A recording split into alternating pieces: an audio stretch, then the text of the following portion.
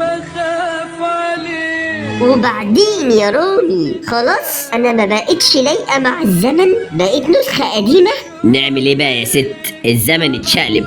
حتى بص انت برضو مصر اني من الزمن القديم. ازاي يعني يا ست؟ اديك اهو بتكررها اهو. ايوه بعمل ايه؟ بتقول لي يا ست كلمه قديمه جدا. كل معزفينك خانوك يا سومه. خلاص هواكب العصر. هتندهني بايه؟ اقول لك يا مرة نقي الفاظك يا رامي. ايه ده؟ مش انت اللي عايزه تواكبي العصر يا سومة؟ سيبك من الالقاب. الاغاني يا رامي مالها دي كمان؟ بقت قديمه ومحدش من جيل اليومين دول بيسمعها ومستلطفها. ليه بتقولي كده؟ انا عملت دراسه كامله مع الموجي واتضح لينا ان العيب يا رامي في حاجه.